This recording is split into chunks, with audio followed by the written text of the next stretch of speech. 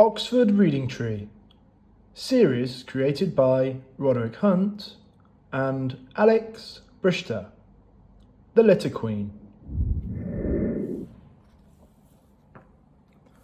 Wilf and Wilma's mom and dad took some of the children for a picnic. They went to a place called White Horse Hill.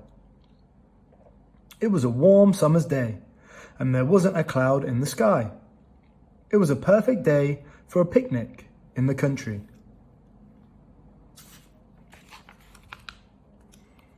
Wilma's mom had brought lots of food, so everyone had something to carry.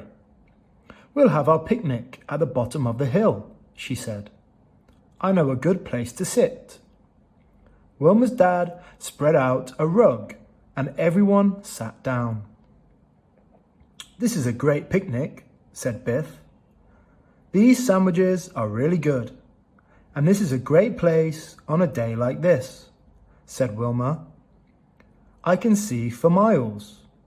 "You can see even more from the top of the hill," said Wilma's dad.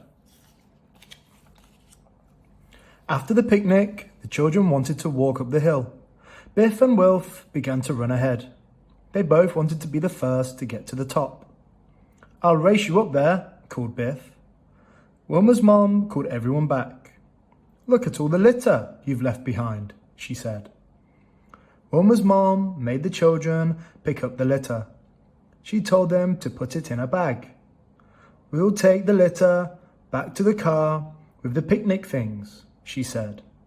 "This place would look terrible if everyone left cans and packets behind." They took the picnic things back to the car. Then they walked up the hill. It took quite a long time to get to the top. Everyone sat down for a rest. "Dad's right," said Wilma. "I can see for miles and miles.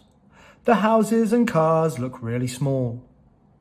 A strange-looking aircraft flew past. "What's that?" asked Chip. "It looks like a flying chair." "It's a microlight," said Wilma's dad.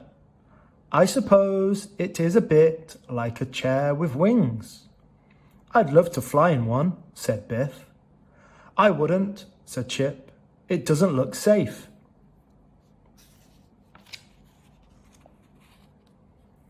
They walked through a wood. Floppy ran in and out of the trees. Suddenly he yelped. "Oh no," said Chip. "Look at Floppy. I think he's hurt himself." Floppy couldn't walk properly. He started to limp. His paw was bleeding. Wilma's mom looked at Floppy's paw. "It looks as if he's cut it," she said. Wilf found a broken bottle. "He must have cut it on this," he said. Wilma's mom was angry. "It's so dangerous to leave broken bottles lying about," she said. The children wanted to play cricket, so they had a game before they went home. Floppy tried to join in, but he couldn't because his paw was too sore. "Poor old Floppy," said Biff. "Just his luck to step on some broken glass." At last, it was time to go home. "Thank you for taking us," said the children. "All this fresh air has made me hungry," said Wilma's dad. "Maybe we can stop for something to eat on the way home." "Hooray!" said everyone.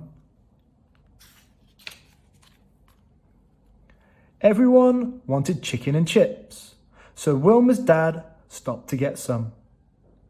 "I wonder why food tastes better when you eat it outside," said Wilf. "It tastes good because we are all hungry," said Wilma's dad. When they had finished, Chip and Wilf looked for a litter bin. There was only one bin, and it was full. Chip threw his litter on the ground. "I don't think we should do that," said Biff. "Well, what else can we do?" said Wilf. "The litter bin is full, so what does it matter?" The children were tired after the picnic. Chip was glad to get into bed. The magic key was in the box next to Chip's bed. Suddenly, the key began to glow. "Oh no!" gasped Chip. "This means a magic adventure, and I'm on my own. Kipper's asleep and Biff is still downstairs." The magic wished Chip through the door of the little house. He felt himself spinning round and round. "Help! Help!" called Chip. He knew that he was not going to enjoy this adventure. "I wish Biff was here," he thought. The magic took Chip to the Litter Queen's palace. It was a horrible place. There was litter and junk everywhere. The Litter Queen was sitting on her throne. She had 2 giant rats by her side. "I knew this was going to be a bad adventure," thought Chip. "Welcome to my kingdom," said the Litter Queen. "You can start work right away." "Start work?" gasped Chip. "What do you mean?"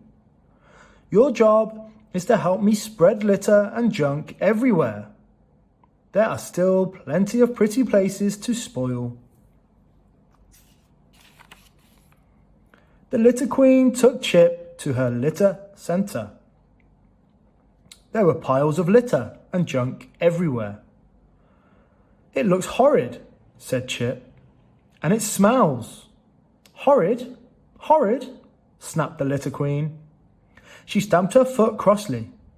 "It's lovely, and it's time for you to do some work."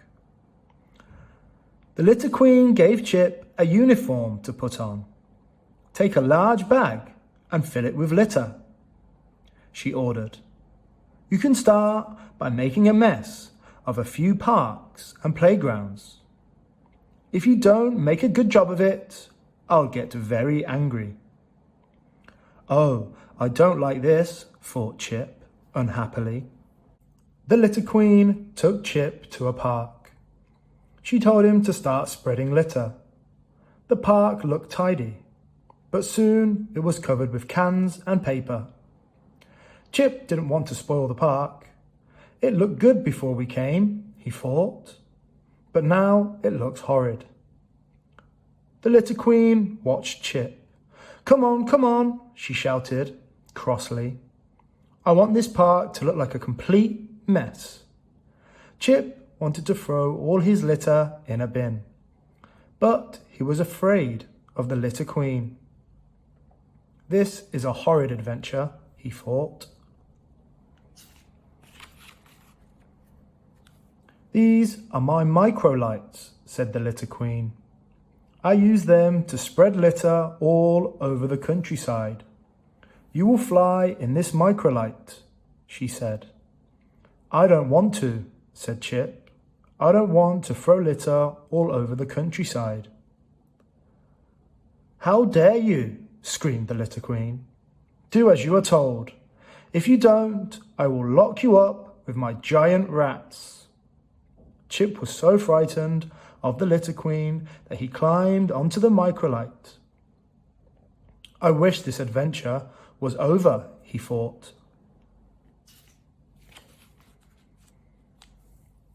The microlight took off. Soon it was flying over the countryside. Chip held on tight. Below him he could see meadows and fields. He could see streams and tiny houses. He could see woods and green hills. The countryside looked so pretty, he thought. "Oh no," gasped Chip. "That looks like the place where we had our picnic. I can see the wood where Floppy cut his paw." The microlight began to fly lower. This was the place he had to drop the litter. "I don't want to drop litter here," he thought.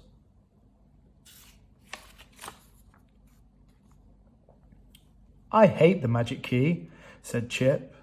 "I don't like this adventure, and I wish it was over." Suddenly, the microlight went out of control. It began to spin. It went round and round, getting faster and faster. Chip's bag of litter burst open. Chip was falling. He seemed to be falling for a very long time. He was falling with the litter. There were cans and bottles and bags and wrappers. Everything was spinning round and round. The magic key flew out of Chip's pocket.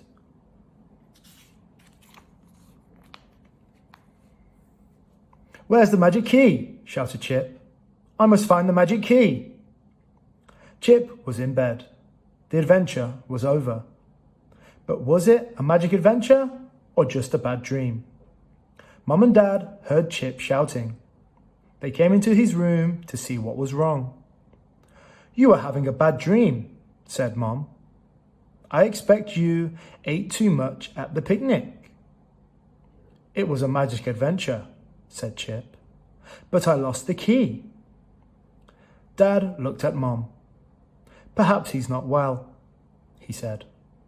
"Perhaps he's got a temperature."